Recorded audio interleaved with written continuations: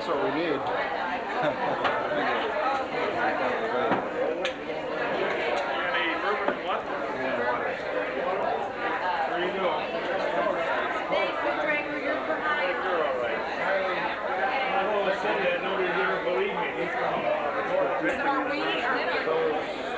To join.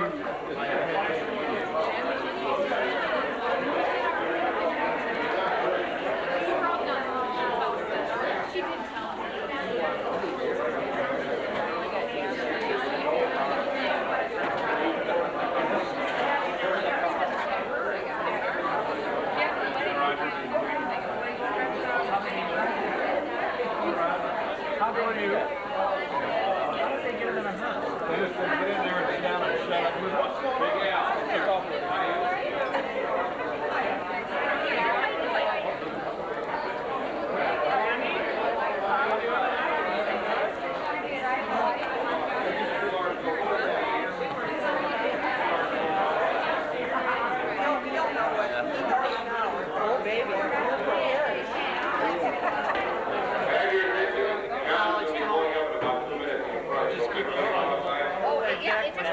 Okay, I'm okay. Lorraine, you got your camera? I'm ready. Well, you know, I saw it just go by because he said This is a talking one too. Yeah, yeah. Lorraine! how many drinks has Jimmy had? I'm sure. Lambs look real good. Okay, line the sidewalk. Yeah, line the sidewalk. Line the sidewalk so that he right has there. to walk between us. He's going to get whoever the car this is. Over here, Jimmy, over here. Hey, Sal? Lorraine, tell him over here. Yeah. Over here, Jim. You're right here. Jesus, Jimmy, have another drink. Judy, is everybody out? Judy? Could everyone kind of hold their heart? Yeah. Everybody, Bow your head. line the sidewalk and, Yeah, right there. put your right hand over your heart. Don't anybody smile. Nothing. He's really depressed. Is he?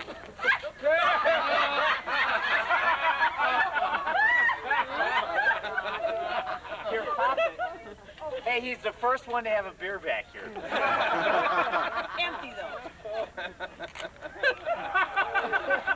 Surprise! God. Well, how's it feel to be 40? Boy, does he bitch a lot. It feels a lot worse worse to go for a ride in that than it does to turn 40. No? Walk on down. There's only one way in. Only one way in? Yeah. Hot damn, we're having a good time now. Happy birthday, dear. Happy birthday. Happy birthday.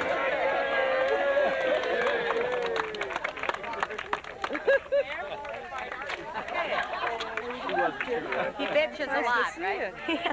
Hey, we talk like he was dead the whole time. Huh? He was dead the whole time in our car. I've seen it all now. Remember, John, remember when he used to go here? rival your lime green and orange pants. Sally made me wear it. You know how dirty those are I going to bought those for high school. get? Got a point, guy.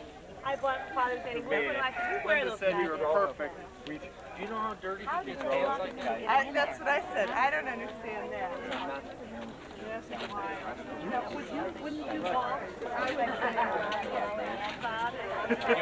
You want to get me doing something? Sure, go ahead. Sure. Do something. I don't do much. You didn't have a choice.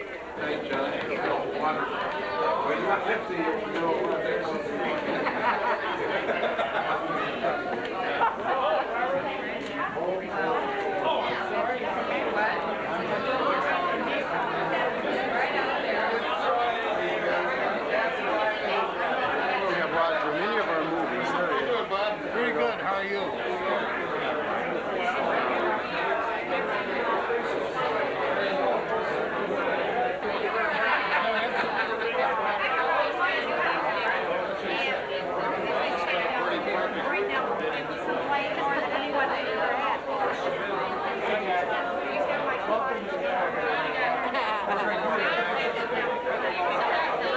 You can talk.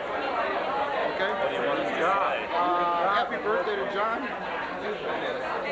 Doc, There you go. There you go. Doc, you can get around there.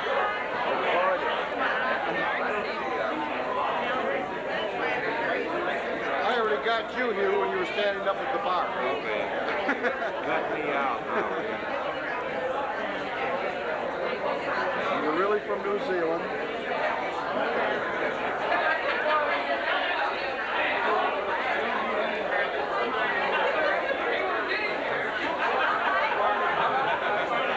Come on, Kathy. There's no more time than that. Yeah, come on, Kathy. Let's see it all.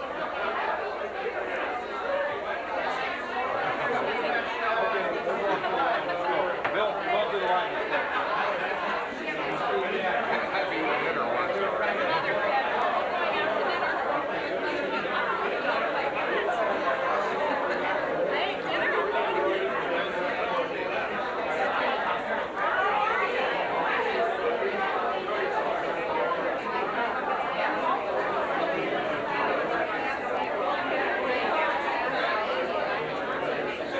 You're not eating, right? And I want to go to a weird spot. Whoever said that? The missus. Oh, She Mrs. was right. Okay. During the roast, don't be nice. Roast them. That's what it means. Give him a good one. But tonight we're going to put John on the spit and roast him like a young lamb. Or an old sheep. Or whatever. Corey, I haven't been here yet. come on. I haven't been here. Is this food line? Yeah. I know that isn't it?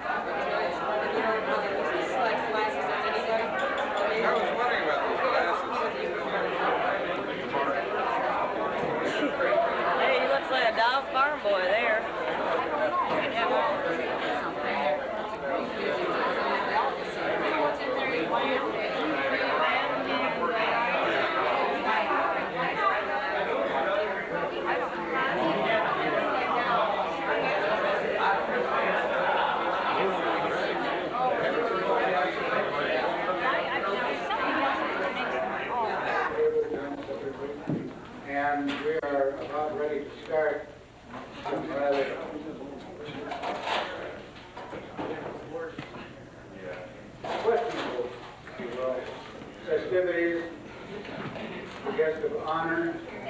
Honor? 40?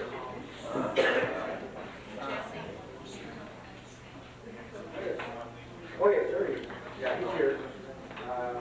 So we're ready now to start these festivities.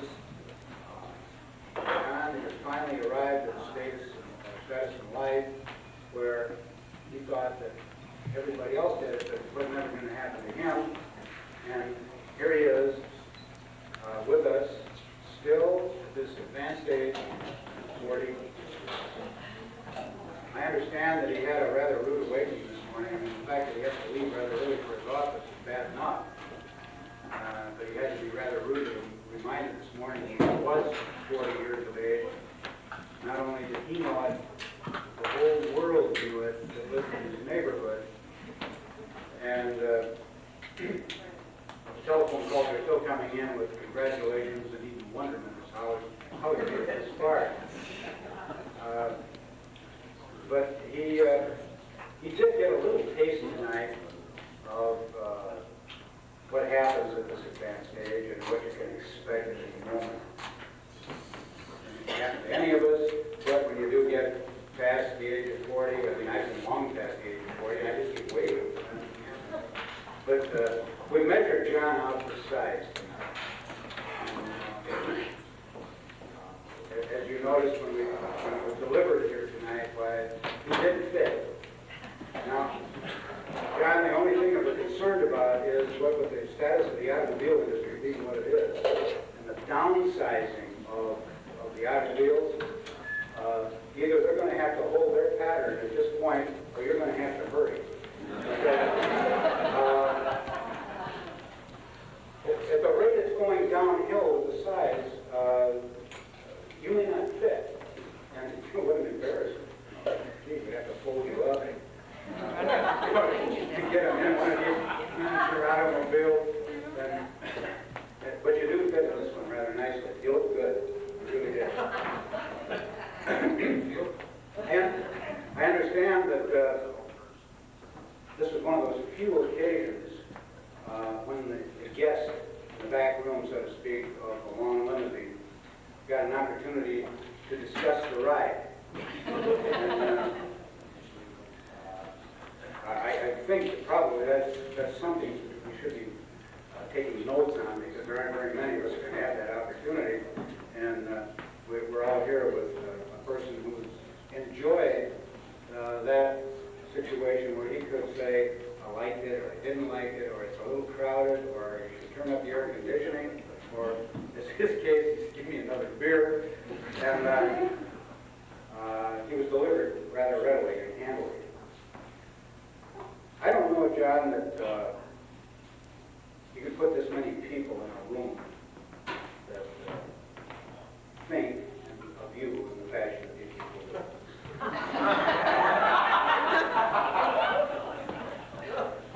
Some of them are even friends, I'm told.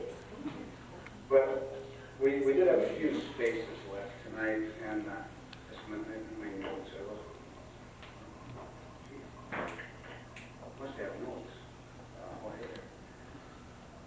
Would you believe that because there are so many people that are just crazy in love with this man and are ready to do him all kinds of honor, we had to go just a little bit far afield to fill a couple of seats tonight, and we do have two people here with us this evening from New Zealand.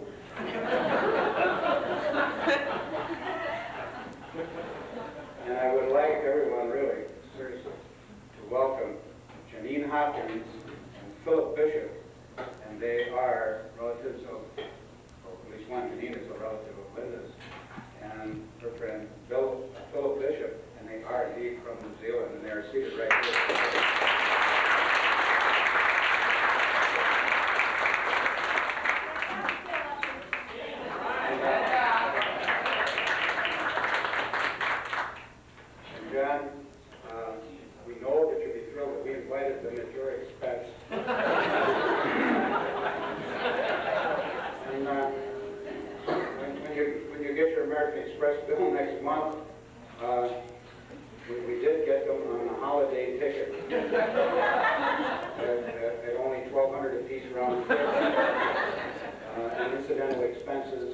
baggage extra, total 1,500 apiece. Not bad. Not bad. Not bad. I mean, considering the fact that it costs 175 to go from here to Fargo, North Dakota. Yeah. We do have some people here with us this evening at this table who know John. In a fashion that perhaps some of you in the room do not. And so we are going to have each of the people present at the table come up and discuss with you how they happen to know John and a few of the little idiosyncrasies of their relationships. And some of them are a little strange, but we're all friends here. The doors are locked.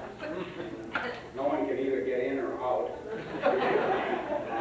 Bob is going to sell his photography or his cassettes at a later date, and I'm sure John will be interested in buying it. But I don't think that anyone should not have spoken about by a member of their own family. We all have families, we all come from families, and sometimes we wonder what other members of our family really think of us. I know, I certainly do. At times I wonder, I was an eldest in the family, I wondered whether my younger brothers really thought that I was the SOB that they sometimes called me. But you really don't know for sure. And there are these rare opportunities that come along where you have an opportunity to say how I really feel about you.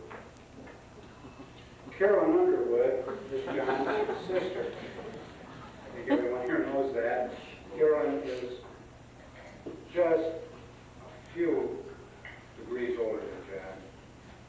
And we all know, maybe we don't all know, but those of us that are the older of the siblings know that it requires a certain amount of responsibility. You get assignments that you really don't want. Things happen to you that you'd rather it didn't happen. No matter what happens, it's your fault and not the younger kid's fault, right? It's always that way.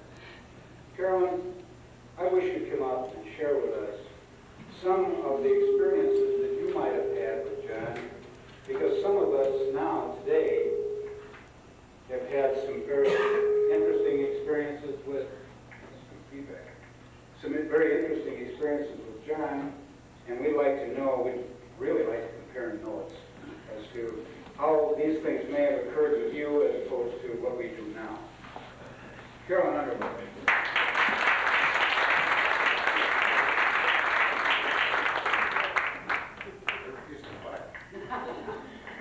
Well, John, on the occasion of your 40th birthday, I'm honored to be able to say that I, more than anyone in this room, and longer than anyone in this room, have known that you were no good. In spite of that, I have spent a good share of my life preparing you for your political career. I hadn't teased you so much, you would probably never be neat enough to have succeeded the way you have. You were fun to tease, too, John.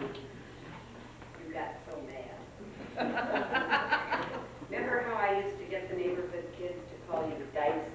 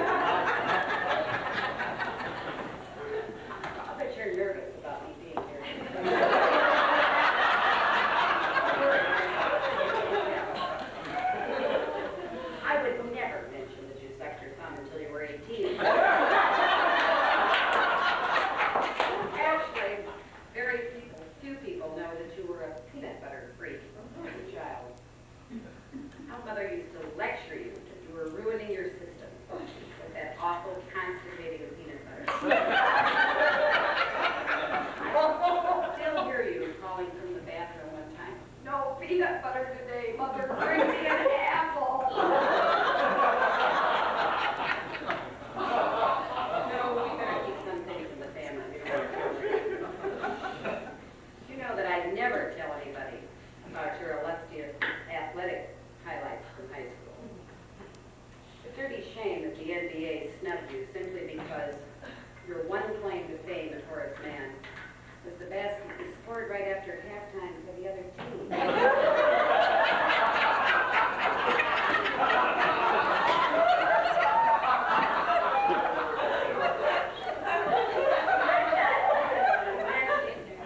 Your ability to fall asleep wherever you are.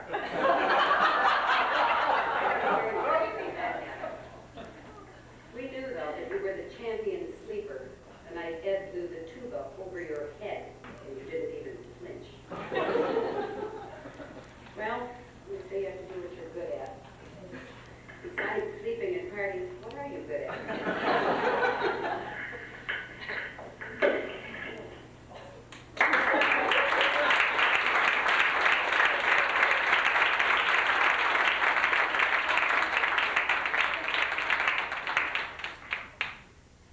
Thank you, Carolyn. And he knows John since a very early age, since they were youth together. I'd like to hear a lot about that Army Reserve. That should work out well. Thank you. I'm surprised. I grew up and knew John since we were kids. Carolyn never talked to John when I was around. Actually, Linda asked me if I would be willing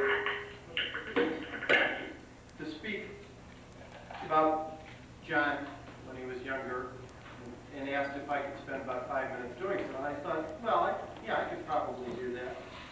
And then she said, no, but we want you to limit it to bad things. I said, no problem. And then she qualified it by saying, well, we were thinking in terms of when he was a student, he was younger, his athletic days. And I said, that's impossible.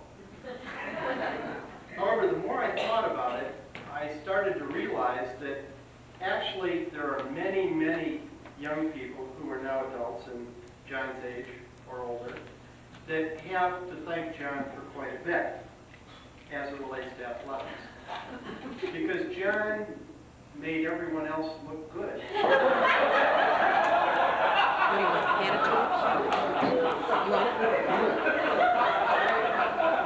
I'd like to blow my own horn a little bit.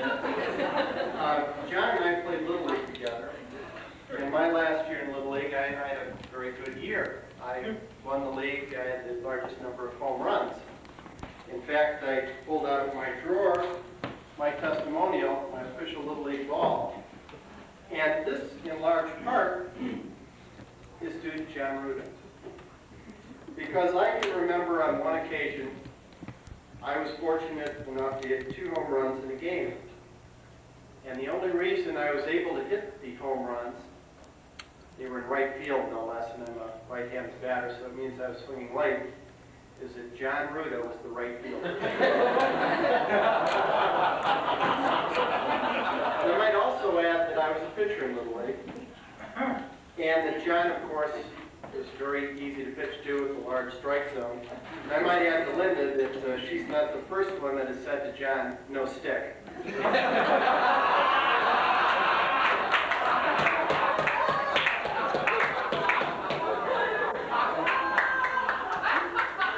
John also was athletic in high school.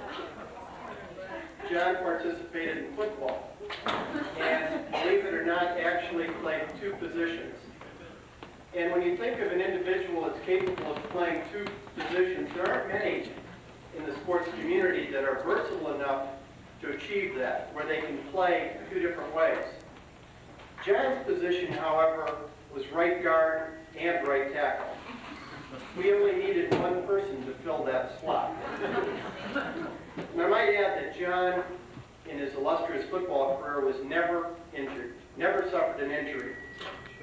However, in practice, until Coach Elser prohibited John from participating in agility drills. He was constantly spraining every bone and muscle in his body. Sorry, these are your friends.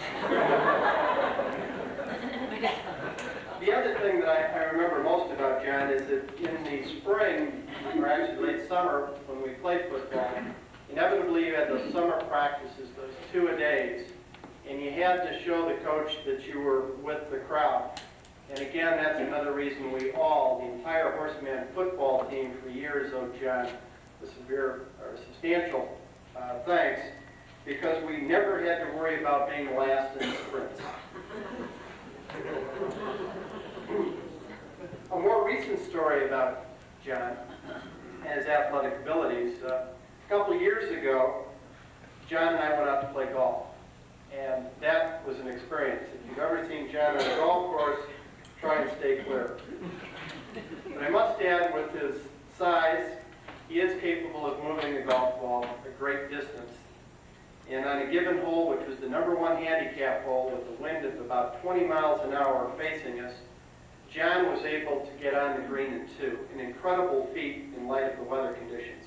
However, John, true to his form, to keep his reputation, managed to 5-putt. I did grow up with John when we were younger, and what always amazed me is that John's parents were always asking me if John could stay at my house overnight.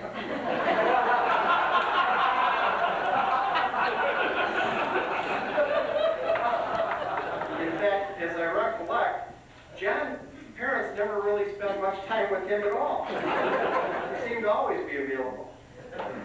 But again, then as I mentioned, John was very popular in school and well-liked. And as I started, that's because John always made everyone else feel so good. Happy birthday, John.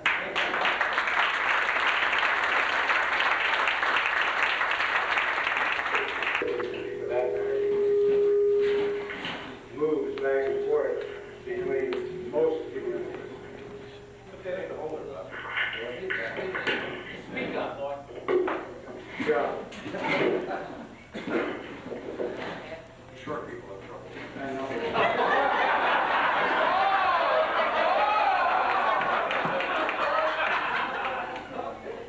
John, we're taking a turn. It's not your turn. I'll let you know.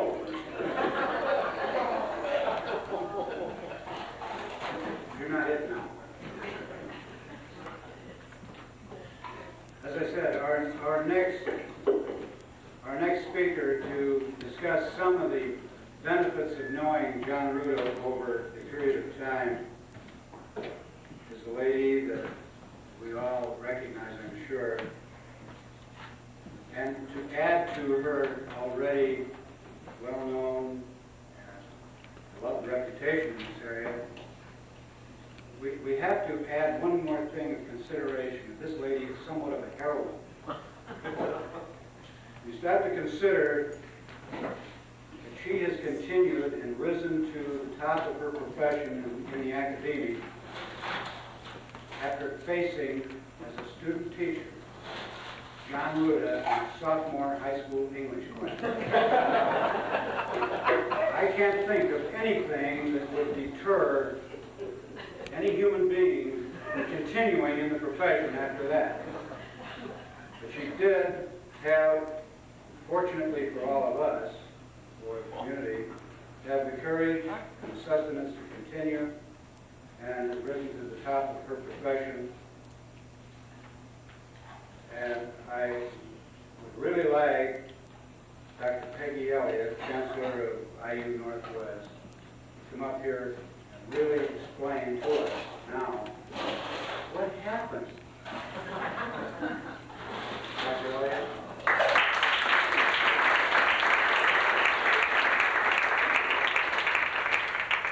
Actually, John, you can relax. I'm here to tell them it's a big lie.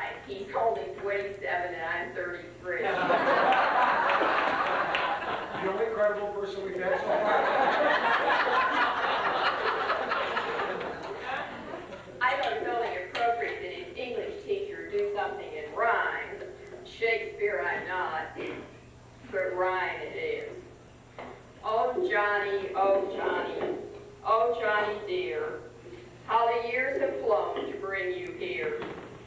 Where is that lad of yesteryear? The lad with flashing, wicked eyes and long, sad, heart-rendering sighs about wild homework long since due, would not that day be coming through? And where is my youth with sheepish glances, looking for women to take to dances? And where is the boy I used to see, earnestly asking girls about hyperbole while checking up close their anatomy?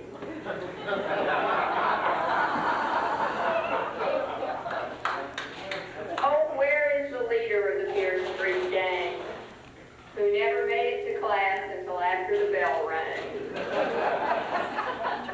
Oh, where is that youth who so often insisted that nature called so he could go roaming the Horace Mann halls? Oh, Johnny, oh, Johnny, oh, Johnny dear, the years have flown to bring you here. Where is that boy from such well-bred folks that giggled politely at teachers' jokes and sat through Shakespeare participles and the apostrophe when he'd rather be out with the girls, the boys, or even Pete Navy? Oh, Johnny, how the years have flown to bring you here. You are no longer the lad whose legs and feet would never fit under any seat, but with innocent, though sheepish eyes, would apologize to those you tripped passing by. Oh, Johnny, oh, Johnny, oh, Johnny dear, how well have you used the years that have brought you here?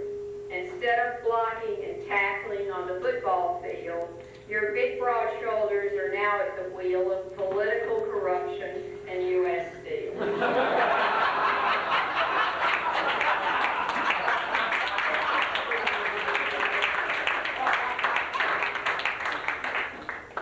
Your passing glances found the best. Your wife and marriage have passed the test. That spirit and energy once spent on the boys now go to your babes and their kinds of joys. Oh, Johnny, oh, Johnny, oh, Johnny dear, how proud I am to find you here.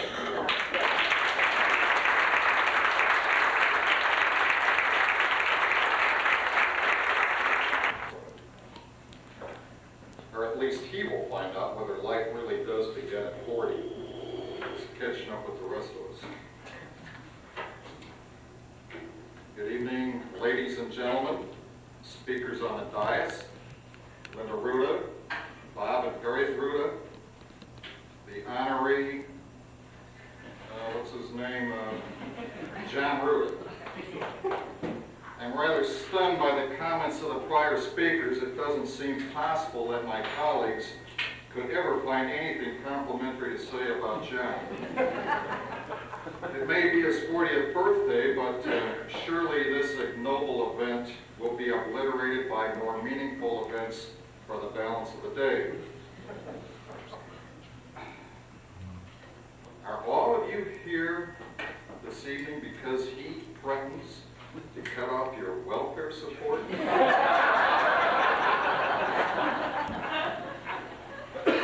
Is he threatening to have your NIPSCO electricity turned off?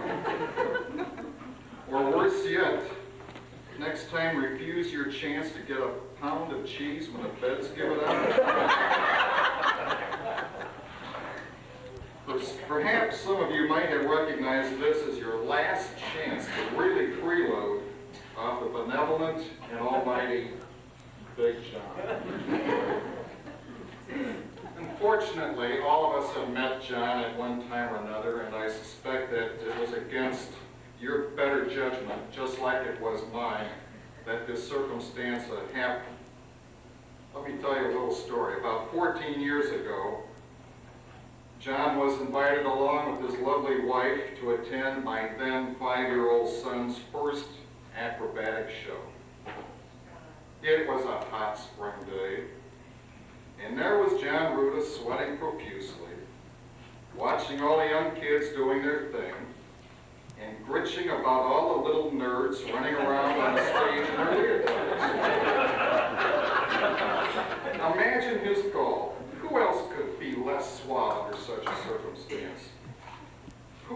love those little snot-nosed kids. Only His Highness, John Rooda. Well, you all know what a tremendous handyman Big John is.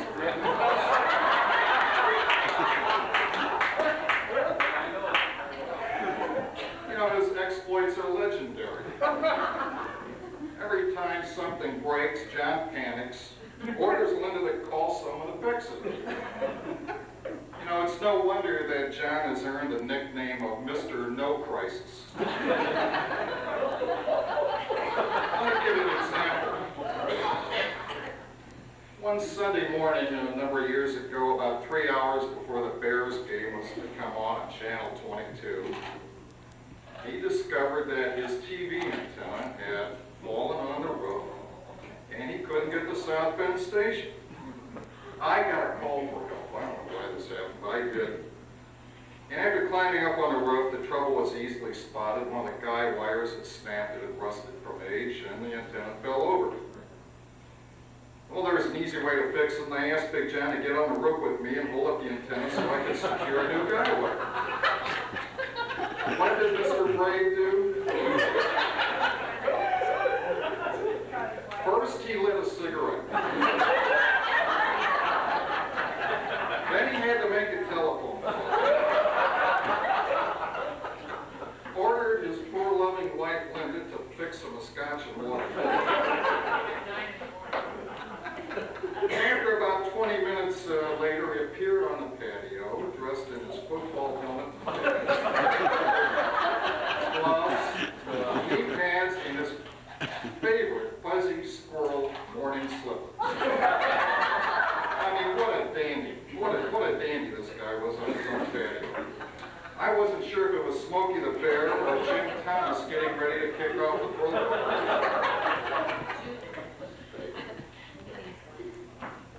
Well, here was Big John, the nervous wimp, ready to climb the ladder all the way to the top, to the very top of his one-story ranch house. Well, when he finally got on the roof to help, he had one hand on the antenna holding it for me while I was fixing the wire, and his other hand was draped around the chimney, gripping on for dear life. In fact, it got so bad I almost felt sorry that we didn't put a rope around John's waist and attach it to the antenna, or to the chimney so he wouldn't fall. Well, he was certainly a pathetic sight. When the repair job was done, he finally clawed his way down the ladder. He had completely ground his fingernails quick. Sweat was pouring off his nose, and his magnificence calmed himself once again with a cigarette and a toast. Now, you all know what a great sports person John is. This was mentioned earlier, Cliff alluded to it, etc. He professes great skill at fishing, driving the car, watering the lawn, and his greatness at the game of golf is legendary. The way he swings a club, John reminds one of the mighty Casey striking out. You know, by George, the way John plays a game, he can pound the club into the ground, make dust, excavate huge divots, and so demolish a golf course that on many occasions he's been requested to take his golfing ability elsewhere. One day while I was playing the 15th hole at Gary, John launched a ball somehow out of Turkey Creek over the fence and onto the 15th fairway where I was playing. And I didn't realize he was across playing at Turkey Creek. Well, you know, just imagine this big hunk of a man trying to climb over the fence, yelling at our foursome to return his 69-cent photo golf ball. You know, how uncouth, how unsportsmanlike, how annoying to see this sort of thing happen. And you can imagine my further chagrin when I discovered that this big flake was none other than John Rooda. You know, who needs embarrassing friends like that? Well, John, in honor of this dismal event this evening, and in the case that you, as Mr. No Crisis, should ever have to go on your whoop again, or should you ever have the nerve to play golf in public again, I unceremoniously present you a pair of golf shoes that I think are rather appropriate.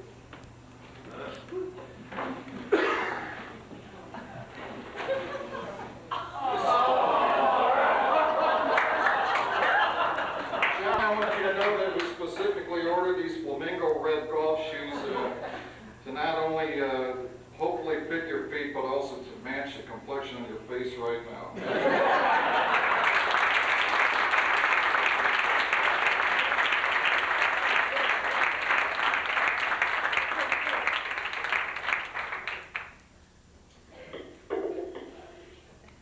Ron, I can't think of anything that would be more appropriate than the golf shoes.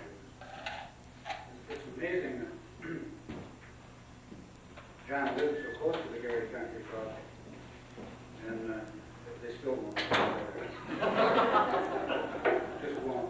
His name came up again at the membership meeting we were just last week. That's it, folks, not the way he is. I mean, it just cost $20,000 to bail out the creek. We don't need it filled in again. In every election, I've always made it a point, I guess, to study my opponent. And John Rooda and I have been on the town board for 8 years. We were opponents in the last election for Ross Township trustee. John always keeps winning, and that's not true in my case. I keep trying to figure out why, and it may be that he's a lot more religious than I thought.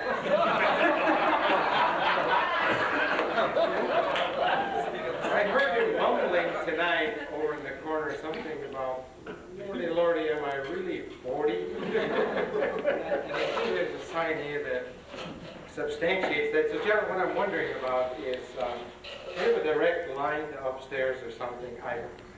What I'd like to touch upon tonight, having been his opponent and token Democrat here, is a little bit about politics. Token Democrat. Token Democrat. I guess I'm thinking about my visual aid. Having been his opponent, the idea of getting elected, holding office, and a little bit about the future. Let's talk about getting elected, and in order to start this, I do need a visual aid. So gentlemen, would you bring this in, please? Because this is, John, something I've been wanting to talk about just between us, and I'm really glad that the group is here, because I need an audience to hear this. It really has to do with a segment of a political campaign that's important to all of us, and that is the political sign. As all of you know, political campaigns are made up of a series of signs. Long signs. All right, gentlemen, do you want to lean it up here? Sure.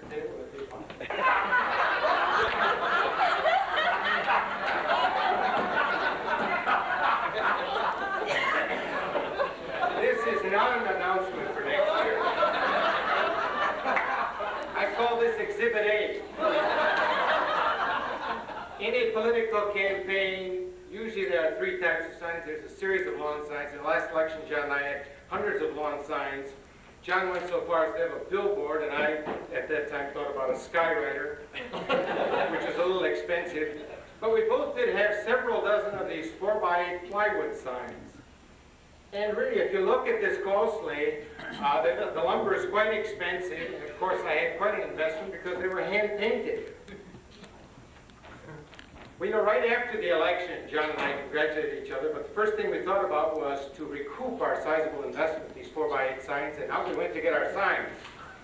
Later on, I met with John, and he told me this story about how he was able to find somebody. He writes a detailed story about he found somebody tearing down his signs, and he said, "What are you doing there, sir?" And he said, "I'm taking these signs down for." He said, "Well, who are you taking them down for?" He said, "For John Rooda." He said, "I am John Rooda." With that, the man dropped his hammer and tools, ran to the van, and took off. Lucky John, he recouped his signs. That guy must have got to my signs before, because my signs were gone. I never did find them. Oh, I should say I found 3 or 4 of them. 15 or 20 of them disappeared. And I was puzzled and feeling kind of sad about this whole thing. And then a little later on, I talked to John about these signs. He told me he was building an addition to his house.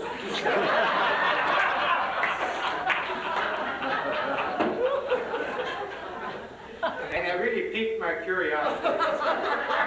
So one night, just by luck, I happened to stop there. And both Linda and John had been working. And Mandy, their dog, had managed to eat the couch that day. Little did they know that he nibbled away at some of that carpeting. And I looked down on the floor in this new addition to their family room, and I noticed the subflooring looked like it was white and it had some blue lettering. And John, I'm about to tell you right now that I really think my signs, and that's a hell of a place to hide them, is under the wall-to-wall carpeting in your family. And I'm going to say this, John. I'm going to invite everybody here tonight after this thing to come with me to his house. And we'll have a little party, tear the carpet out of the family room. And look at that subflooring, I guarantee you you're going to find my signs down there. We're supposed to come over unannounced. Well, those things do happen. That was part of getting elected. Another part of getting elected, of course, for John in this last election was that he left his familiar turf of Brookwood and wandered out into different parts of this area. And lo and behold, he presented an unfamiliar figure if there ever was one. One day he appeared in the Young America subdivision in a 3-piece suit, hoping that doors would open. A man in Young America in a 3-piece suit is an unfamiliar figure. He's about as unfamiliar as you would expect to see Bill Curtis giving a guided tour of the Genesis Center.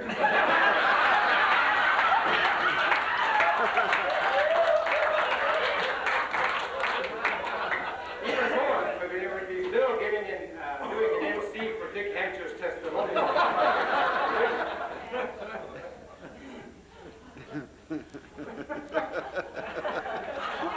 John wondered why those doors weren't opening in Young America. They just weren't opening. And one day, on a Saturday, he didn't shave, and he put on his blue windbreaker, his baseball hat sneakers, and his old work pants, and went out there, and the door started opening. Lo and behold, they opened. Every time he knocked, they opened the door, and they greeted him, and before you know it, the door finally opened, and he became elected. Trustee of Ross Township. And now he was in office, and now the problems are really starting. When he got into office, I think he started feeling a little guilty that here he was, a man ready to administer to the poor, driving a Lincoln Continental, which we fondly call the Big Yellow Banana. And it's very good that he left it down the block when he walked through the neighborhood. Because had they seen him in that, he would have been bad. But now he was successful in changing his costume. And I think that suddenly he started thinking about this. And for some strange reason, I saw this man riding a motorbike. I thought it can't be. Elected trustee, putting aside his Lincoln Continental to ride a motorbike. What was the motive of that? He wanted to be the common man, or was he thinking about being 40 and it'd be hard to get around door to door when he got 50 and he was still in office? Or I don't know, maybe he was trying to tell his staff over there something to quit driving those Cadillacs and fancy sedans and station wagons and 98s to work to administer to the poor, and maybe they should get 10-speed bikes and motorbikes.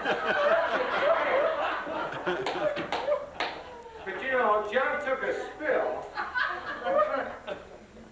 which means that the bike wasn't meant for you. You leave that bike riding to us Democrats. You stay in your Lincoln Continental.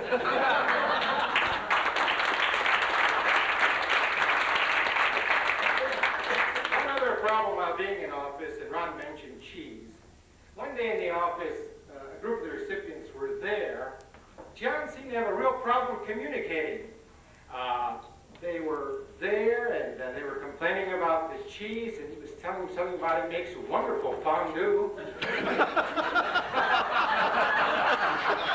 Fondue to welfare recipients who've never done anything more with cheese than slice it and put it between two pieces of bread and make a sandwich out of it. Telling it, it makes good fondue. If you don't stir it, it'll go a long way. So the next distribution, John, I don't know. Well, enough of the past and the present and the future here. Just a few hints about the future. John, it seems that you've gotten to 40, and there's one thing I got to talk about. In all those times we've been running, I almost felt like you were the little boy of the Republican Party, because every time there was a campaign going on, they made you go into that damn collective brochure. I think now that you're 40, if you run for office again, become a little independent and get your own brochure. One other thing, this is a wonderful gathering tonight, and we're really gathered in a nice place, but you know in the summertime, anywhere in the Midwest, or anywhere where you have a nice social gathering, there's never a better place to gather than around a pool.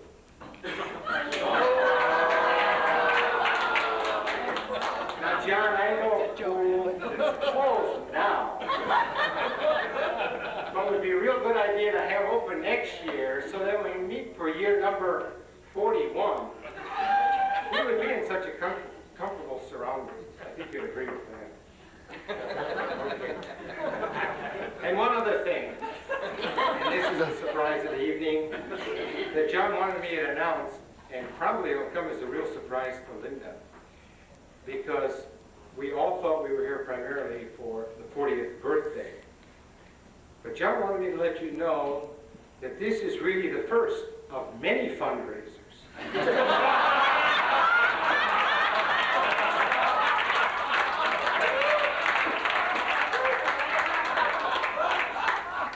For next year. John suggested that as you leave, there will be pledge envelopes and that perhaps the figure 40, written on your check, $40, $1 representing every year that took John to get this far, would be welcome and appreciated. If you don't have your checkbook, anything under $40 will do good. John even suggested a little loose change in the pocket. In the canister would be fine. And he certainly would appreciate and would like to thank you. And John, I want to close by saying one thing. John, please, in the future, keep your hands off my signs.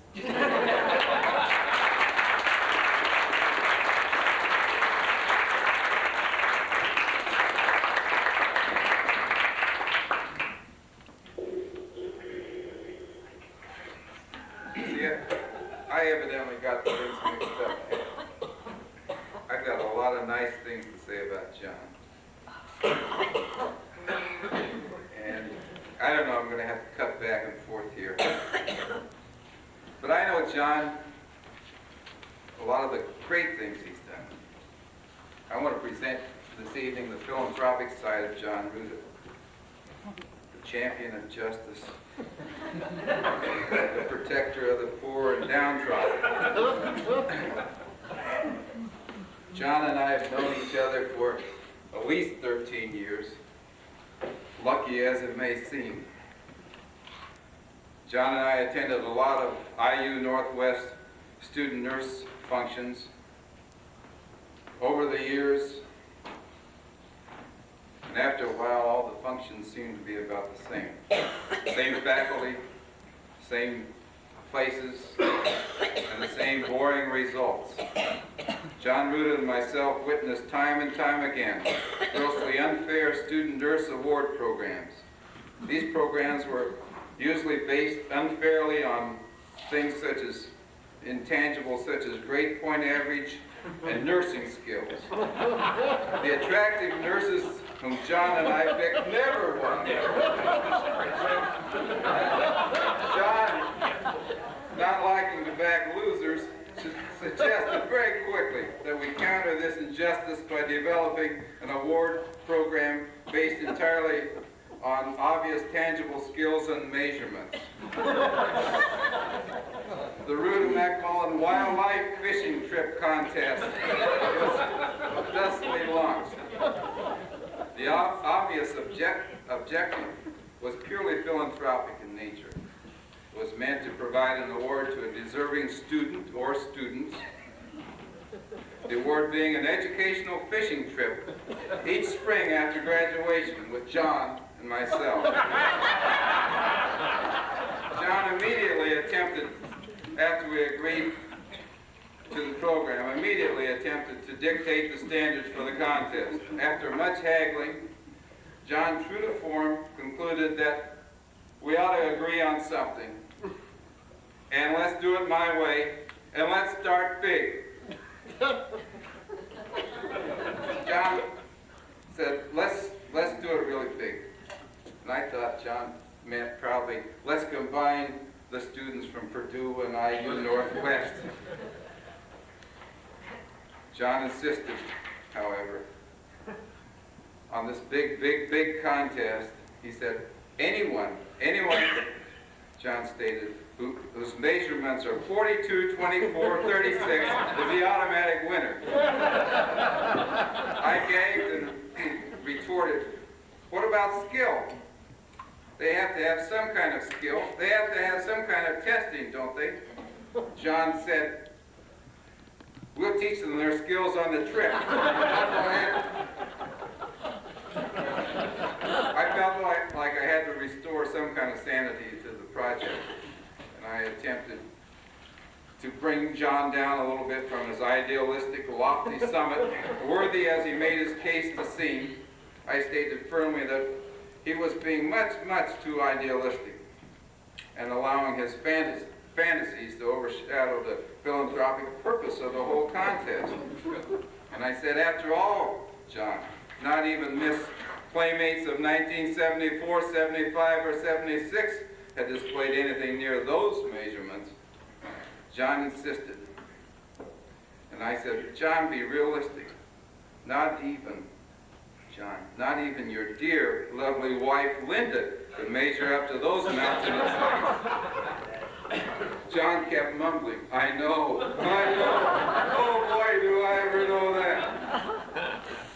I then suggested to John that we ought to have some type of questionnaire which would give us an idea of the applicant's knowledge of things such as outdoor skills, camping, fire building, fishing, and maybe even fish identification. This, of course, was one of my strong suits, and I could at last show off. I proposed a multiple choice questionnaire since I understood that to be the student nurse's favorite testing form. John impatiently shouted, I'll come down, I'll compromise, I'll come down to 41, 26, 36.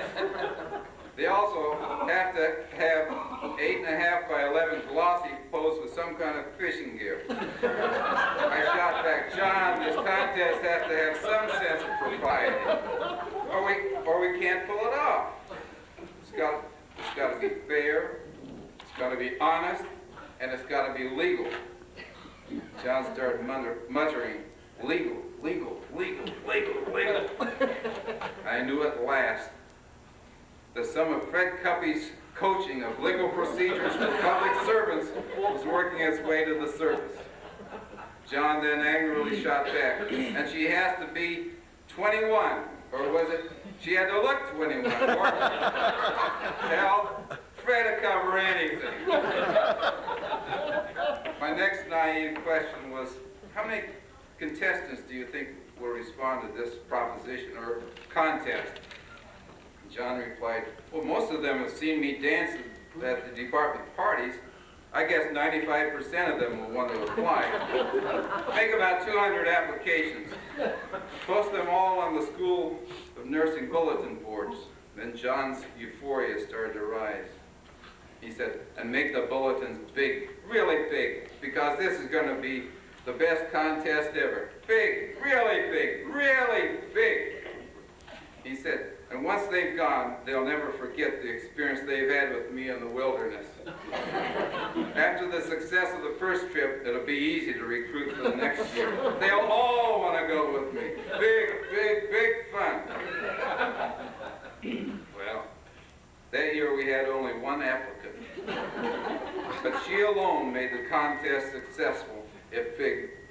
yardstick. She was 5 feet tall and well over 250 pounds. After pulling the exaggerated, obscene glossy out of the envelope, which was obviously made from 2 photos pasted together, I reviewed the material on the questionnaire and concluded that we had at last our really big contestant. I announced to John that we had the one contestant fitting all of his requirements. I stated that the gal's hip measurements alone were equal to the sum total of all of John's specifications, 42 plus 24 plus 36. John sourly declared the contest canceled for 1976. Then each successive year, John ruled out my final selections as too old, too skinny, too ugly, too pregnant.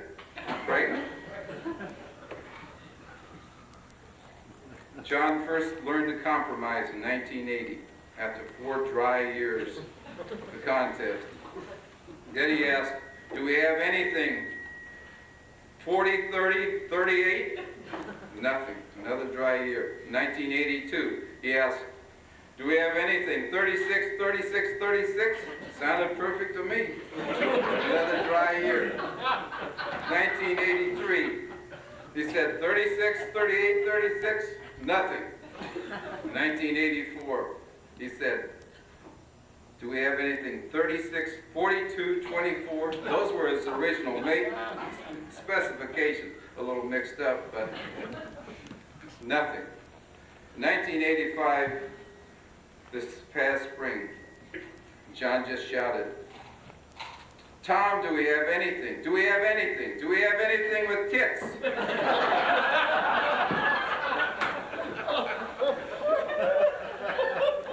He will soon bury this contest forever, along with a generous amount of John's youth and his all too large set of fantasies. But I'd like to salute John in his search for the perfect student nurse, token of his idealism and attempt for excellence in his own way. Thank you, John.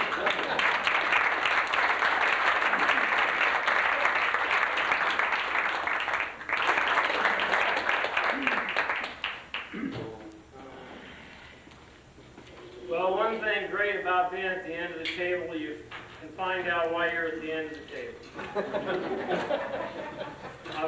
Before I get to that though, I wanted to tell you, I've always wondered about John's size, but Carolyn Underwood explained that earlier. I've always also wondered why some lawyers are successful and some are failures. I think I understand that now too. And the only question is whether I'm on which side. I also appreciate being with Dr. Peggy Elliott, who has reached the epitome of academia, and I also understand why I'm at the other end of the table. We like to have the epitome, and we like to have the bottom meet and reach and pass those such as John Rooda. I also want to mention one other thing, is that death seems to be the topic here with John. And actually inviting his friends such as Milan tonight would assure his political death, it would appear to me after hearing Milan speak. Except for the fact that Milan might run, and John has yet not spoken.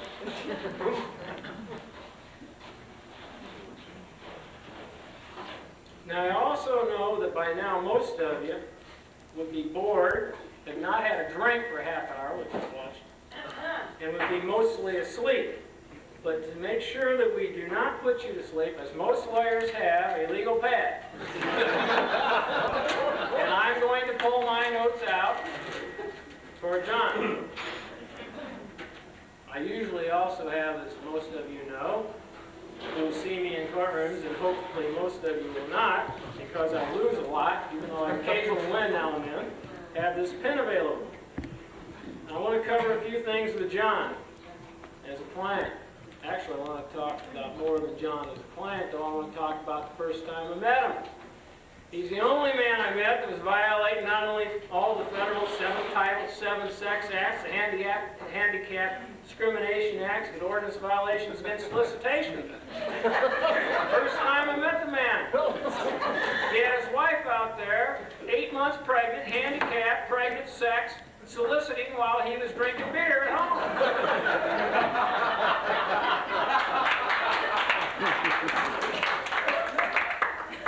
Now, if that's how you normally meet a man who needs help, you understand why some lawyers are successful and some are very bad.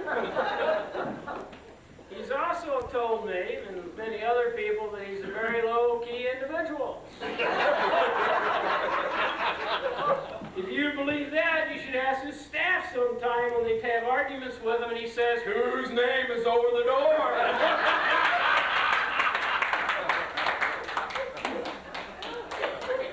Actually, some have said that John has been a male chauvinist pig. I think Tom kind of alluded to that tonight in his earlier fine remarks about John. But really, I don't think that that's true. I think John is an arrogant egomaniac.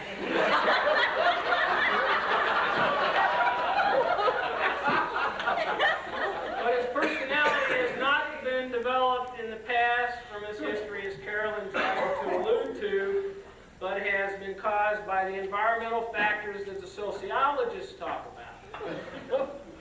For example, his successful run as county commissioner the first time. His successful association with such leaders as Frank Martin. His successful appearances before the grand jury on numerous occasions. His success at running for the lowest governmental office position in the state of Indiana, the governmental society, as we know, the trustee's office, the lowest position in the entire state. Now, due to all of those successes, he has become what he is today. But we all love. However, though, his influence has been felt, George, as you well know, upon the great political and legal issues of our current time. What are they? Well, let's talk just about a couple. One is the drunk driving crackdown that's been going on for quite a while. John has been a leader of the opposition party for a long time. God, I tell you, it does bother me because for the mothers, they have never been able to get him. And the reason they can't defeat him is that he always passes out at the bar before he sends the seat of power before the wheel.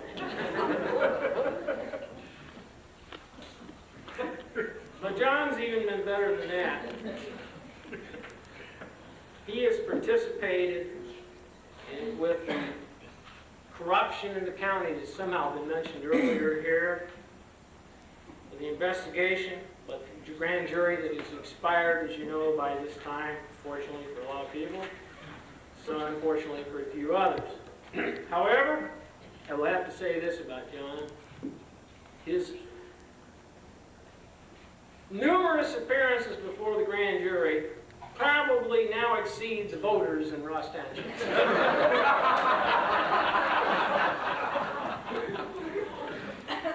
Actually, if that's not the case, the granting of the immunity to John has been or would exceed the voters. However, being a politician nowadays is very dangerous, and I give John credit because he is alive today, even though some of us think that he is dead. The only one disappointed thus far is by the actually, though, to be honest, as we sometimes know, the U.S. prosecutors. They couldn't believe John knew so little about Ross Township.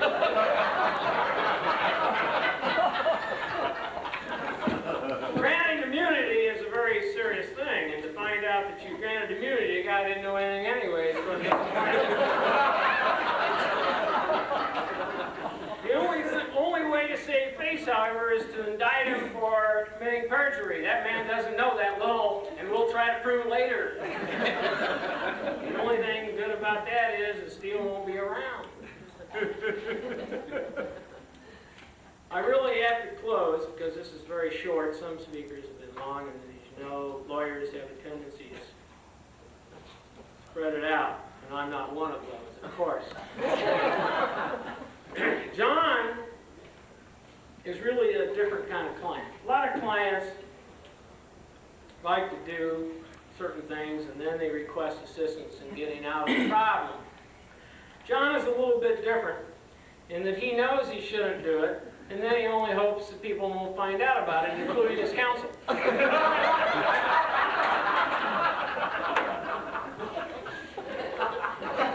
the only other thing I want to mention to you about John, representing John, is that the questions we really get to be asked are, is this provision okay?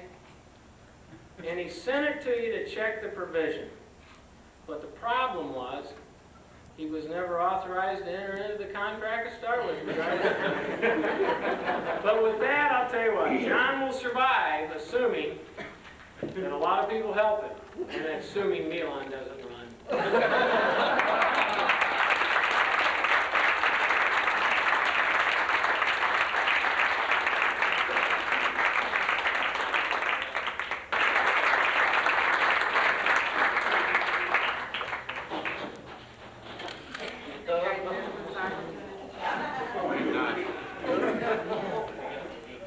I'm all glad you're here, and you know what? I'm real proud of these people sitting up here.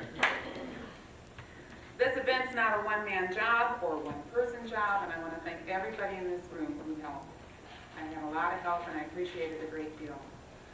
And I want to particularly thank those who are sitting up here, who are roasting John tonight. And I want to tell you a little story. This idea all occurred last January, and I thought to myself, I don't know if I can get people to roast John or not. I may have to make 30, 40 phone calls just to get people who are willing, maybe go through 30 people to get people who are willing to say bad things about John. I want to tell you what, these are the first 8 people I called. Sorry, those of you who I didn't get. I want to share just the initial reactions of each of these people. One-word reactions when I called them. I wrote them down, and this started last Super Bowl Sunday. When I asked Carolyn, she said, finally the chance I've been waiting for.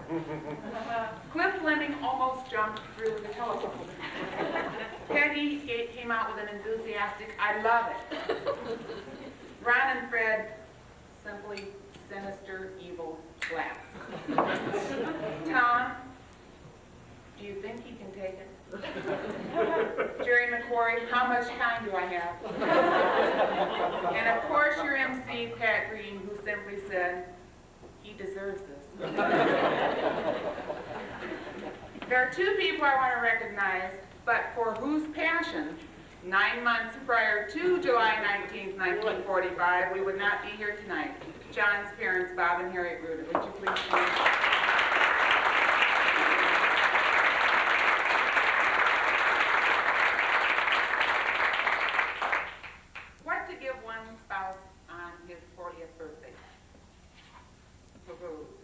After much thought, I have come up with a poem to commemorate this occasion. I call it simply an ode to my husband turning 40. Engelbert, Elvis, and John, which of these should I have won? Engelbert's rich, Elvis had hips, and John, oh, poor John.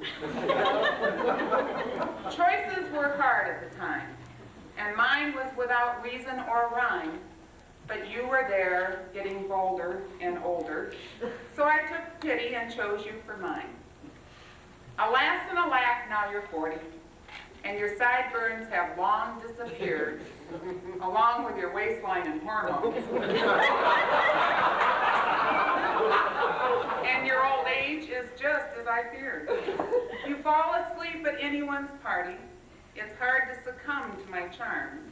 You'd rather campaign than go necking, and you'd like 20-year-olds in your arms. Your hair is turning to silver, and menopause lurks round the bend. But with all the aches that await you, your excitement for life has no end.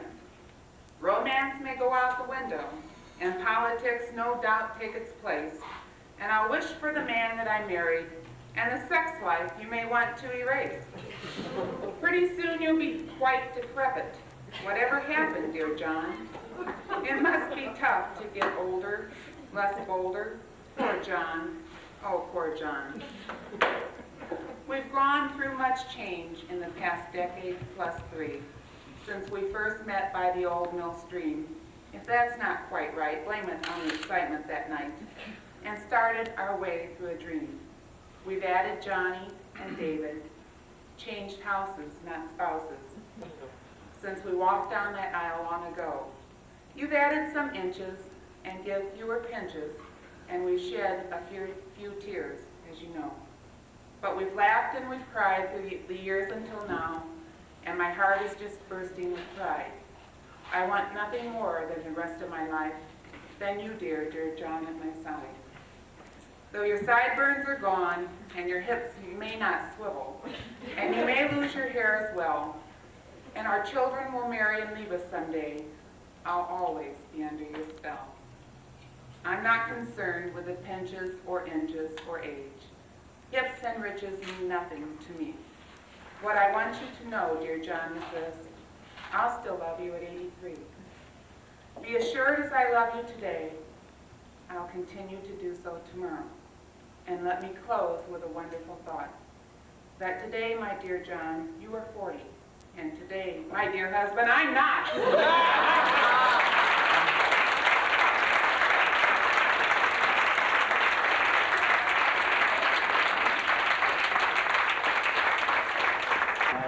I'm sure there must be something.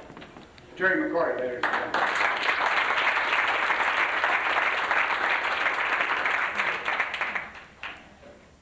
I really did say, how long do I have?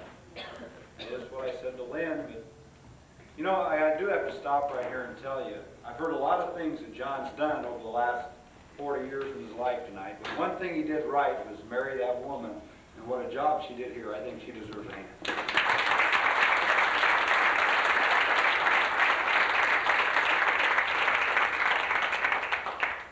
Lynn has spent a lot of time and a lot of effort working on this program, and I know, John, you'll appreciate it in time. I am glad that Fred explained to me why I'm at that end of the table. Now, that does help a lot, and I know why everybody's down here. But Lynn said to me, Jerry, the thing I do need for you to do, though, is to kind of change gears. And we've heard a lot of bad things about John, a lot of funny things about John. And we'd like for you to explain to the people, you know, the other side of John, the nice side of John. And the other people have had about 35 minutes to do what they've done, so you can have as long as you need. Thank you very much.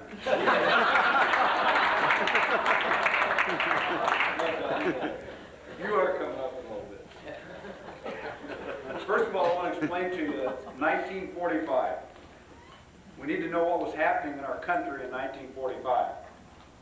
The United Nations was founded in San Francisco in 1945. The best picture of 1945 was The Lost Weekend. The best actor was Ray Milland. The best actress was Joan Crawford. This next one will interest you a lot, John. The John Birch Society was established in 1945. That is an organization which John's political views are just to the right of.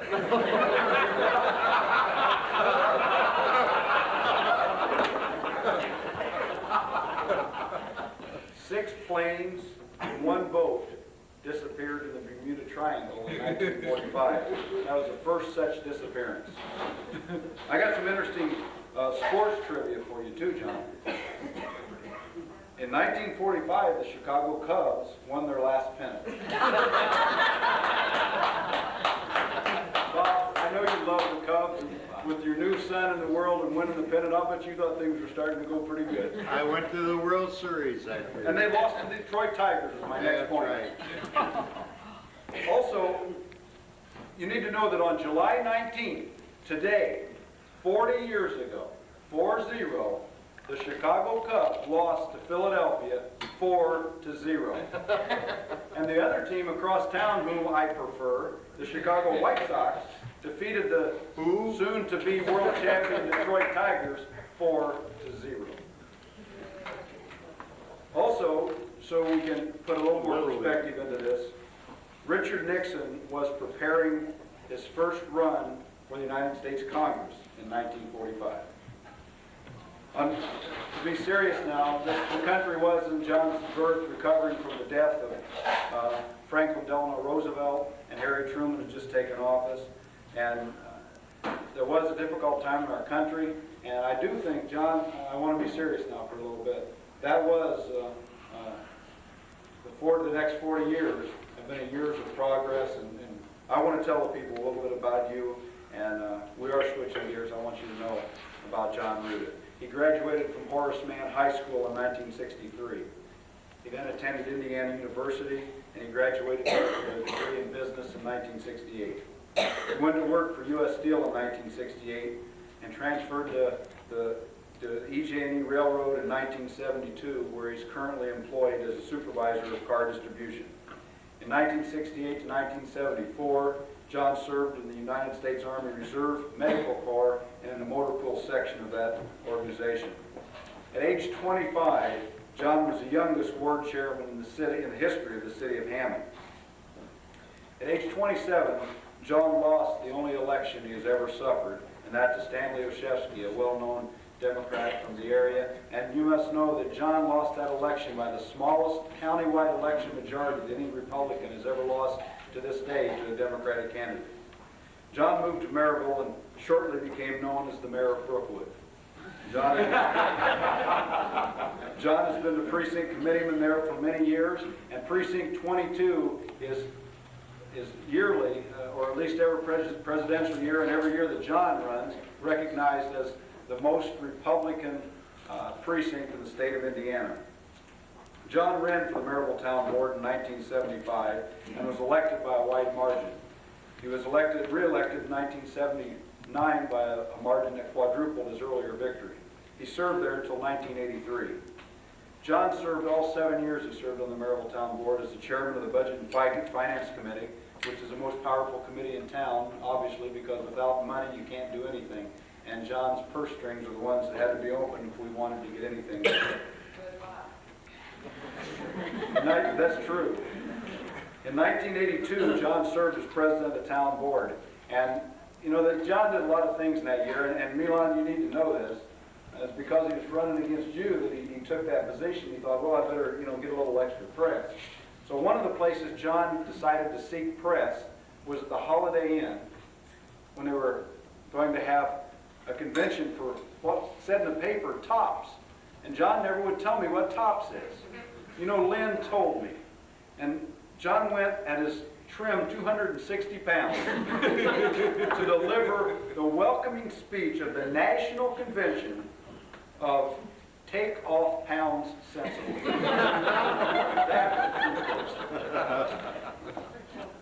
I'll tell you though, seriously, John, when it came time for raises,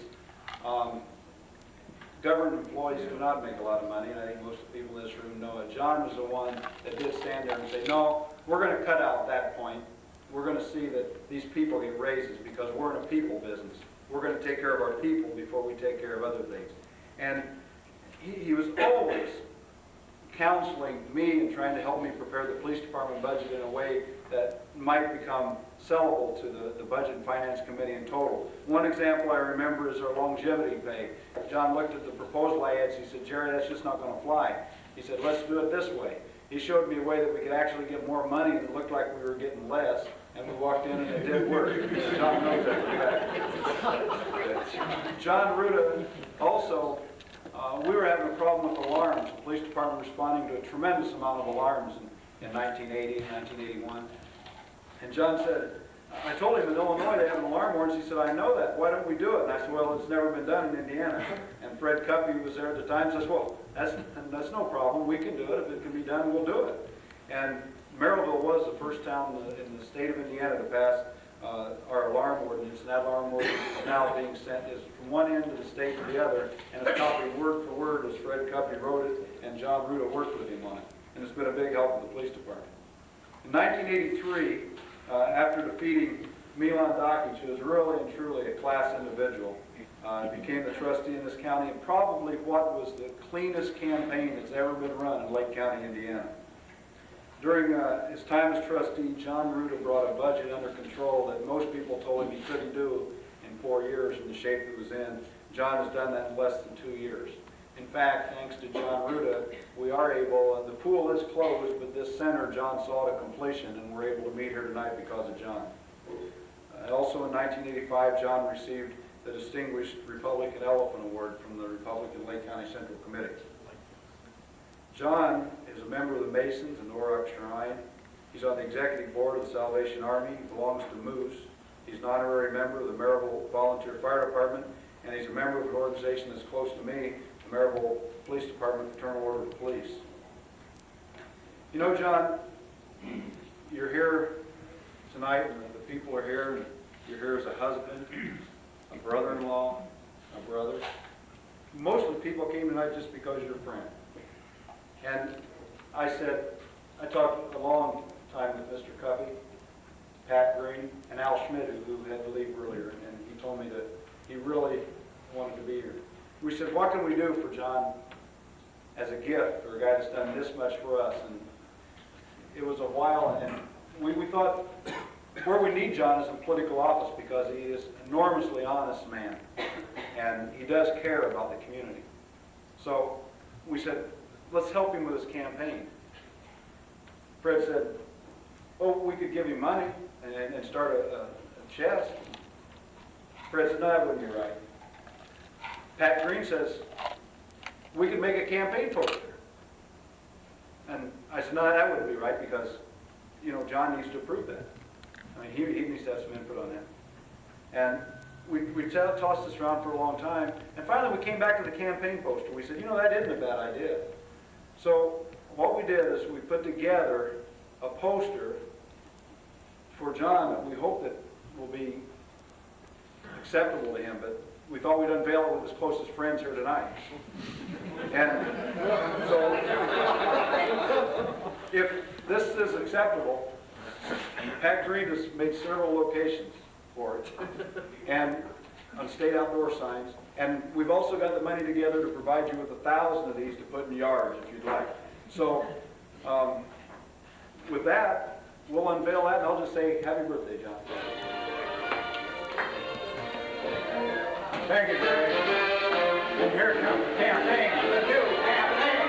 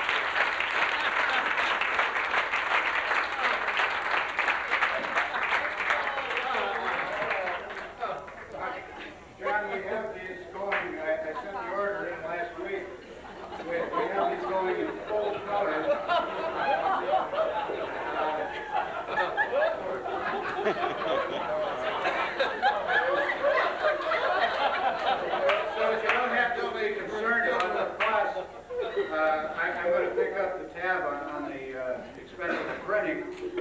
Of course, the rest of the campaign party will get together on the space charges, but I knew that it was going to take a little while to get this done, so I went ahead and have started the production on the poster. We've gone right ahead with it, and saturation distribution for the campaign will do the job as far as exposure is concerned, and it isn't often that you get a candidate with this type of exposure.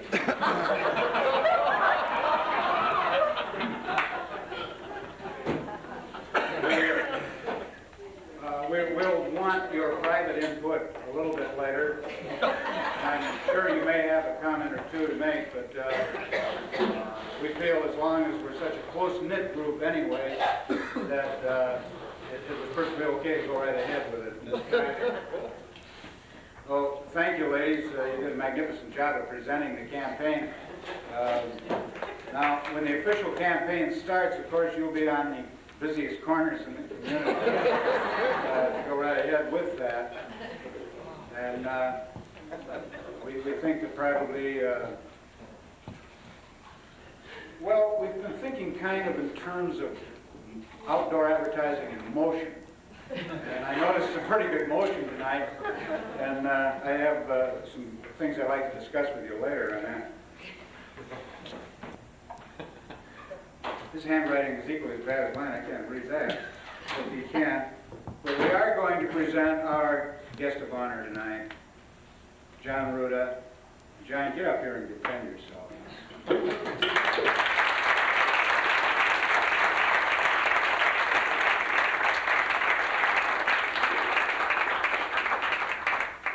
Well, after all the kind things that have been said about me tonight, I'm almost speechless. No, almost. First of all, I'd like to thank everyone for coming to this festive occasion.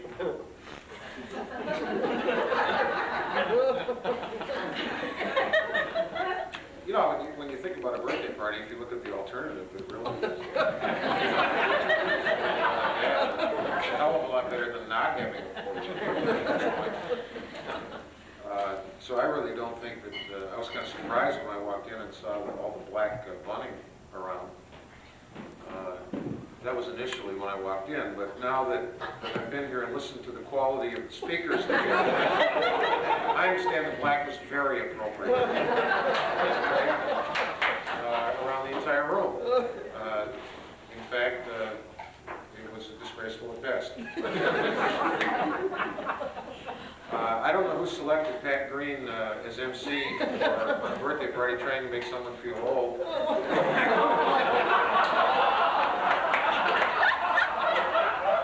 I suppose it was very appropriate to select someone who hasn't had a dark hair on his head in 40 years for a 40th birthday party.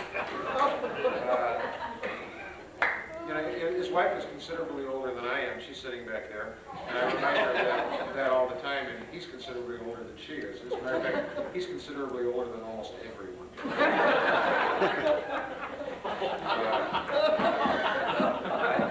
I thought it was particularly interesting that my much older sister was the first speaker, who's Ross Township's monument to senior citizen mother.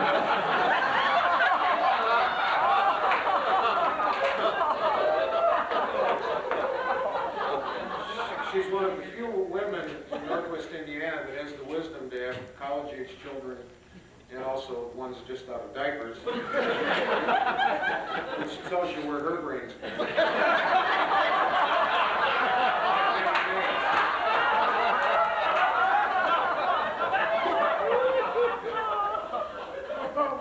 Then, to follow it up with an attorney, Cliff Fleming. Now, some of you may not have known that Cliff Fleming is an attorney. Certainly, those of you who heard him speak probably don't believe it. In fact, it is true. I've heard that. Fred told me that, and Fred rarely lies other than in court. We're standing up here at the podium or explaining where he's been to his wife. So Cliff must really be an attorney. you know, this was his best speech in years, and don't take my word for that. Just ask any of his clients, and I'm sure they would say that he was at his best tonight, and they wished he would have been half that good when he was losing their money on the court floor. Next, you know, we did have a very distinguished speaker, and I think we all need to recognize that Peggy Elliott came, and I'm sure all of us know Dr. Elliott. I've known her for very, very many years, more than she'd care to admit, I'm sure. And, you know, a lot of us, when we read in the newspapers about her appointment as chancellor, or is it chancellorette? I was never really sure, but a lot of people considered that that was definitely a triumph for the people that have been discriminated against in this world. I know everybody's thinking that you're saying I said that because she is the first female to ever reach that plateau, but that's not true. Actually, you remember she also referenced the fact that she was my teacher when I was in early high school years, and her being appointed to the top position in the university was actually a tribute to the senior citizens of the Northeastern. That's where the real pressure came from. The seniors got out there and, you know, they're getting very organized, doing a better job. Next, we had Ron Eisenhower getting up battling for a while. Probably a lot of you who know him real well didn't even know when somebody introduced Ron Eisenhower who it was, because they didn't say RIP. RIP. Everybody knows him as RIP. They said, this is RIP. Everybody would have said, oh yeah, there he is. Somebody made a reference to that once in a while I have fallen asleep at a party or two, and I have to admit that. Okay? If there's any doubt as to who taught me that trick,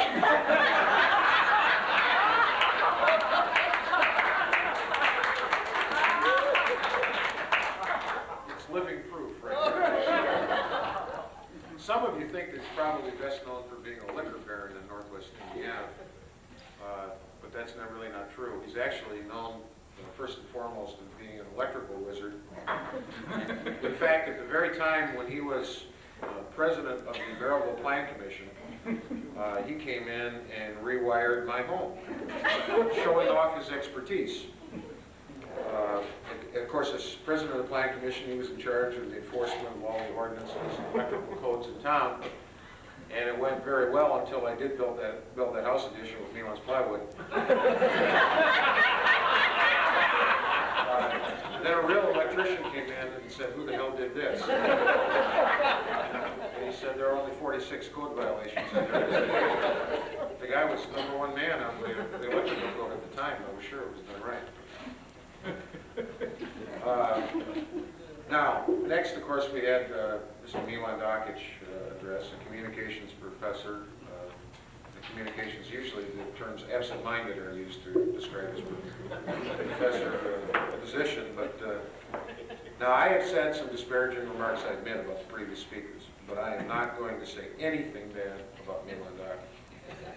I wouldn't in the campaign, and I certainly wouldn't now, because I personally owe Milan Dokic a lot. If it had not been for me having the quality of opponent of Milan Dokic, I never would have become Rostov.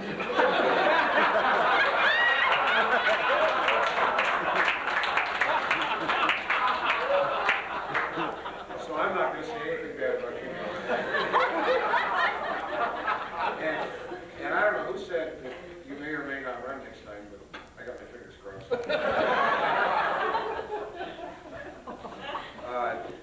Then we had Tom McMullen from the Twin Cities Community Services up here speaking.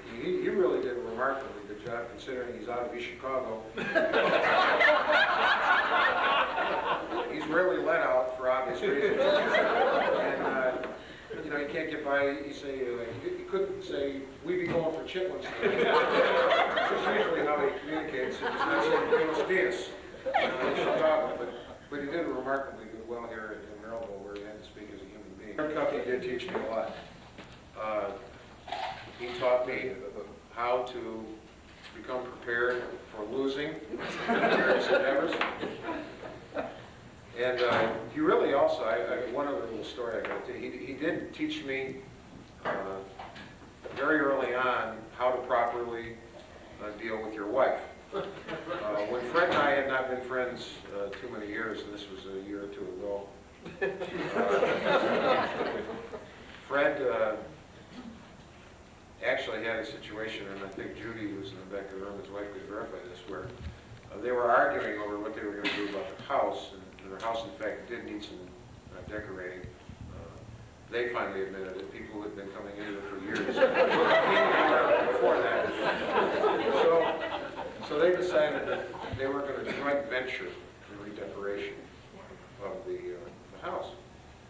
And so Fred, being a legal mind and very analytical, said, okay, let's split the house up. Judy, you do these 4 rooms, and then I'm going to do the other 4 rooms. I'll take care of the other 4 rooms. You do those 4, and I swear I will take care of the other 4. She said, fine. For a month, and I went over there and watched her. She was busy from morning till night, painting, wallpapering, doing all sorts of work. Just worked like a dog and redecorating the house. And then she went to Fred and said, I'm done with my 4 rooms, so now it's your turn. You can start, and I'll be watching you do this on the weekends. He said, I'm a man of my word. I said I'd take care of it. I'll take care of it. The following morning, there was a knock on the door, and there was H.A. Green Decorating Company. She said, what are you doing here? He says, I got to do 4 rooms in this house lady. She called Fred up and says, what the hell's going on? He said I can take care of it, and I'm taking care of it. I sent him over there. So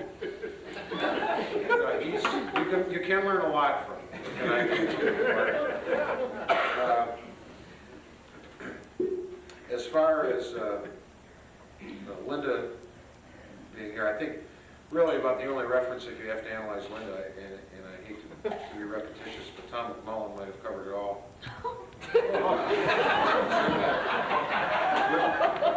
He was talking, and those were true stories about the annual fishing award, with the exception that he underestimated. Of course, he trying to be, you don't like to brag. He didn't want to talk about how many girls really wanted to go on a fishing trip. But he was being candid when he said that my specifications for this fishing trip did include women that were large-busted and had small hips. And those of you who know Linda can probably figure where I was coming from in that.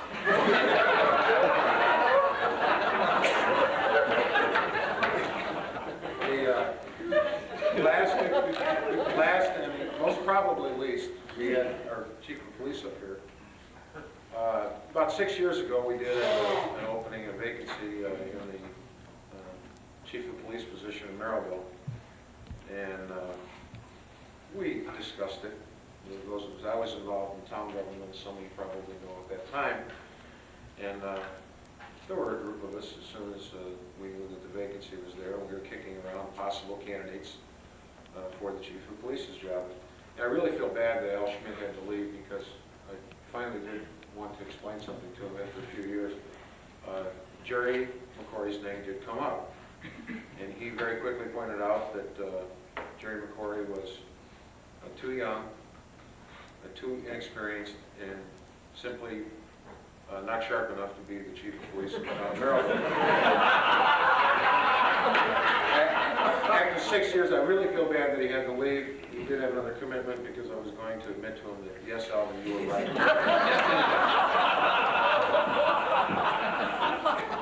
Now, of course, everybody knows that now. In all seriousness, I really am somewhat overwhelmed at everybody coming here, and I really feel wonderful. It's got to be the best birthday I've ever had to be able to share it with just about virtually all of my friends and family and the people that mean a lot to me. And the roasters, despite what I may say about them, are some pretty special people, as you people are out there. I'll never forget it. Thank you very much.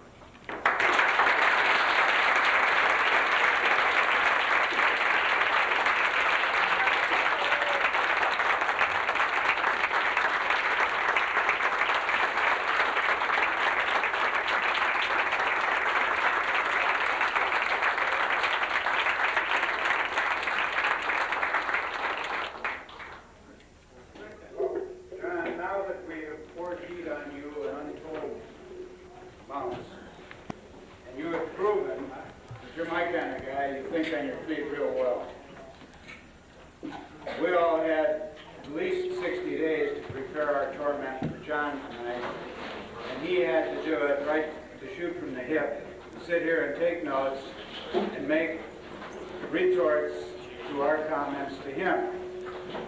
And I think he did a great job. Probably did a job better than all of us, simply because he had very little time to do it.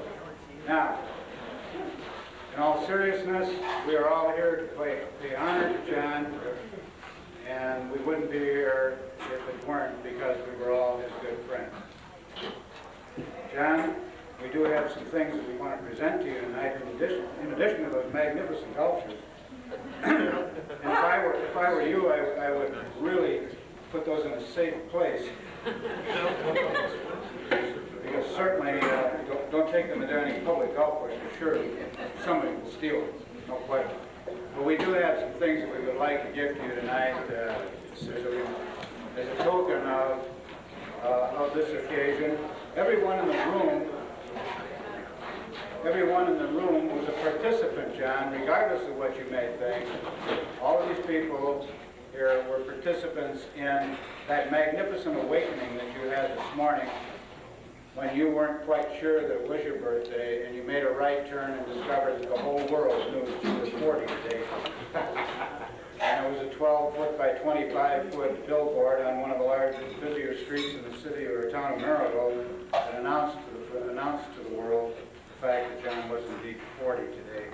And all of you were participants in that with your gifts that were presented during the course of this event or even after this evening. We do have some additional things for you too, John. And I guess it's not there. It must be there. It is. This is what we have. Right. You can't possibly top a golf shoe. No. But it does have color, I'm told. And thank you.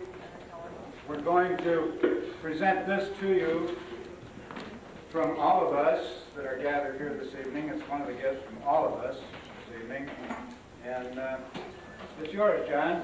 You can rip and tear and be childlike, if you will. Throw the package any direction you want. You don't have to. No, it's not that one. You can whirl the ribbon. Do whatever you like with it.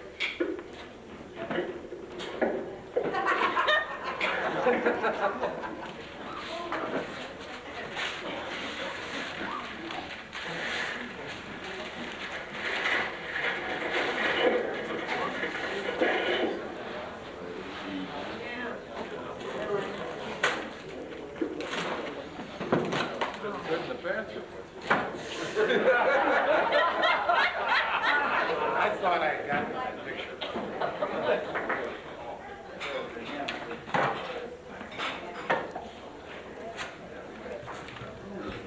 If you ever think to get that back in the package, you guess again, you won't. No, that's all right.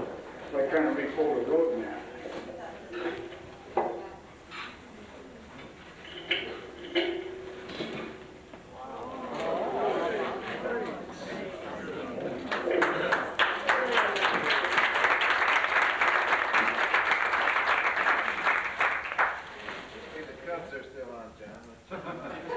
That's right.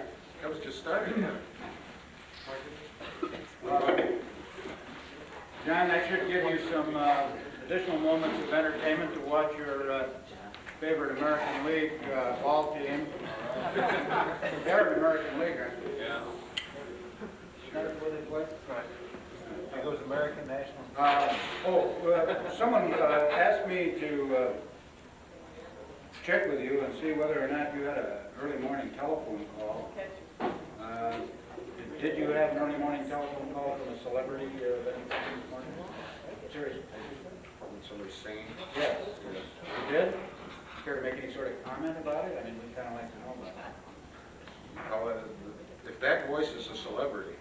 Well, we thought it was. Wasn't he sober? We thought he was sober. We thought he'd get an early morning. No, I did get a singing. You did get A singing birthday greeting very early this morning. That's Good. Wonderful. Wasn't it, didn't he identify himself? He did not identify himself. He asked who I was, and So he did not identify, you didn't recognize that I voice? did not recognize the voice. No. cats. Didn't recognize the voice? Must have been after 9 o'clock. Well, we have made arrangements for Dean Martin to sing to you this morning. I mean, after all, he's negotiated more roasts than anybody in the world. We must start your day with that. You failed to recognize I did not. Dean Martin? Recognize Yeah, he doesn't recognize Dean Martin. It was too early for him or too early for Dean? Well, sometimes things don't work out really in the fashion that you thought they would, but we'd hoped that you would have caught that right away. It went right over my head. It was a celebrity of some consequence. We had some other things too that have been